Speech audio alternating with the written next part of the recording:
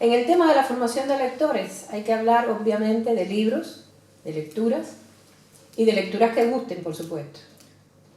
Pero eso se dice fácil. A niños y jóvenes que no leen, que incluso rechazan la lectura, ¿qué cosas pueden gustarles? Bueno, ese es el tema de los temas, ¿no? Hay muchos tipos de lectura, muchos tipos de textos, eso lo sabemos bien.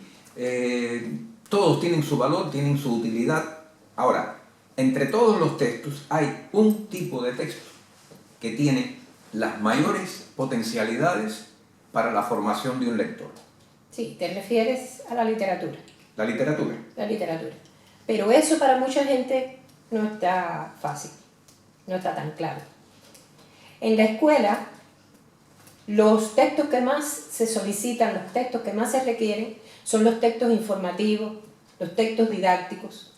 Y mucha gente tiende a pensar que son igualmente efectivos para la formación de los lectores. Sí, correcto. Y además es evidente, es indiscutible, que los textos informativos, los textos didácticos, son imprescindibles en el proceso de la enseñanza. Ahora, ¿de qué estamos hablando ahora? De la enseñanza. No, claro, de la formación de lectores. Formación de lectores. No estamos hablando ni de contenidos pedagógicos, ni de evaluación, ni mucho menos de forzar a niños y jóvenes a leer, ¿no? No, un lector no se hace a la fuerza, un lector siempre es voluntario. Y para eso tiene que gustarles. Tiene que gustarles. Esa es la idea clave. Tiene que gustarles. Y fíjate, aquí cabe una observación fundamental. Los niños, todos los niños, porque yo no creo que haya excepción, todos los niños, desde meses de edad, les encantan los juegos de sonidos con el lenguaje, con las palabras, ¿sí o no? Sí, cosas muy rítmicas, bien sonoras. Y es más, a la vez que ya empiezan a poder seguir el hilo de una historia, también les encantan las historias. Sonidos, Sí. Sonidos e historias. ¿De qué estamos hablando? Poemas y cuentos. Literatura. ¿Por qué les gusta desde el primer año de vida? ¿Por qué les encanta eso a los niños? Bueno, obviamente son cosas lúdicas, de juego, y además son cosas lindas. Bueno, me lo dices todo. Es el carácter lúdico, estético de la literatura. No hay nada más potente para la iniciación y el desarrollo de un lector. Claro, porque pone a jugar la mente del niño. Pone a jugar la mente. Bueno, esa es la imaginación. Jugar con la mente, crear imágenes mentales. Ese es el trabajo de la imaginación. Y con la literatura, la mente lo hace todo. ¿A partir de qué? De las puras palabras. Claro. El problema es que eso hay que estimularlo y desarrollarlo. Hay que estimularlo, desarrollarlo, y al principio es fácil, por lo que acabamos de decir. Al principio es muy fácil, a los niños espontáneamente les gusta. Pero ¿qué pasa luego? Luego viene el proceso de la lectura, y si no aprenden a leer bien, y si no tienen una estimulación adecuada, ¿qué pasa? Bueno, comienza el proceso en reversa. Empiezan a atrasarse con la lectura, con el lenguaje, con el placer del lenguaje y de la lectura, y todo lleva al estancamiento que observamos en tantos niños y jóvenes. Claro, eso es un círculo. Si no lees bien, no entiendes lo que lees, y si no entiendes lo que lees, no te gusta leer, y dejas de leer, y ahí se cierra el círculo, y ahí te quedas. Claro, lo fundamental es entender que en este proceso, el gusto por leer y la comprensión lectora son inseparables. Tú no llegas a un lector sin entender, sin ver con claridad el vínculo que hay entre gusto por la lectura y comprensión lectora. Y para romper ese círculo vicioso, nada es más potente que la literatura. Pero ahí viene otro problema. Hay que saber escogerla. ¿Cuál literatura? De acuerdo a las edades, de acuerdo a los niños concretos. ¿Qué literatura, con qué criterio las escogemos? Claro, ahí se traba mucha gente. Porque, ¿qué pasa?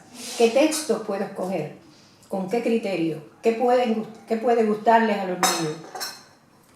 Porque para mucha gente el único criterio que se maneja es el de la extensión del niño. Si el niño no lee, ni se te ocurre darle un libro extenso. Y eso sería todo. No, por supuesto, no. La extensión de los textos, de los libros, es el criterio más obvio y es un criterio válido. Hay que tener en cuenta la extensión de los libros, de los textos, de las obras. Pero fíjate, hay un criterio muy general del cual yo diría que habría que partir en términos generales. Y lo vamos a ver a continuación en algunos recuadros, que es una especie de esquema que relaciona grupos etarios con tipos de obras, con las obras que supuestamente les debería gustar y podrían ser capaces de leer en determinadas edades. Lo vamos a ver próximamente. Claro, es que tú ahora estás hablando de un esquema de obras y edades. Obras y edades. Pero fíjate, un esquema de este tipo, uno se pregunta hasta qué punto se puede cumplir. Bueno, es como todo, es un esquema, es una propuesta general, es una referencia a tener en cuenta, ¿no? Y se supone que te ofrece un marco referencial de obras, de títulos, de autores que deberían los niños en determinadas edades ser capaces de leer, de comprender, de gustar. Un punto de partida. Claro, sí, pero eso está pensado para niños que han tenido una estimulación y un desarrollo temprano como lectores, ¿no? Sí, por supuesto. Sí, pero y entonces... Y sostenido en el tiempo. Y sostenido en el tiempo, claro, además. Claro. Eso. Y en esos casos sí, es posible que puedan leer y gustar y entender las obras pensadas para cada etapa. Es lo que se supone. Pero la realidad suele ser muy distinta y hay muchísimos casos de niños cuyo nivel lector está muy por debajo de lo que se espera para cada una de esas etapas. Está bien. Y no se cumple el esquema. Y no se cumple el esquema. ¿A qué hay que atenerse? Hay que atenerse a la realidad. El mediador de lectura se tiene que atener al nivel lector real de los niños. No va a tratar de imponer el esquema. ¿Qué hace? Corre el esquema. Mira, tienes niños, por ejemplo, de 10 años que les cuesta leer una obra prevista para los 10 años. Les cuesta, no entienden bien, no les gusta, la rechazan. Tú no le puedes imponer porque el esquema dice, no, tú corres el esquema, les buscas obras previstas para 9 años, para 8 años, lo que sea necesario. El caso es que los niños acaben comprendiendo lo que leen y disfrutándolo, gustándoles lo que leen. De todas maneras, ¿qué tiene que tener el adulto, el mediador? Tiene que conocer obras. El esquema referencial es un marco, es un punto de partida, pero tiene que conocer obras y ser capaces de sustituir unas por otras de acuerdo a la realidad. Exacto. Sí, desde luego. Pero además hay otra cosa, y es que las obras de una etapa determinada pueden seguir gustando en las etapas siguientes sin ningún problema. Eso es una experiencia de todo el que es lector. Exacto. Uno es adulto y le siguen encantando obras de la literatura infantil, juvenil. Por eso vamos a observar que en estos recuadros nunca se habla de hasta cuándo gusta una determinada obra. No, el esquema habla de a partir de cuándo ciertas obras pueden gustar, pueden ser leídas. A partir de, nunca hasta cuándo. Eso siempre queda abierto. Bueno, pues nada, entonces hay que ver el esquema y desde luego habrá que ver también otros criterios que complementen este esquema.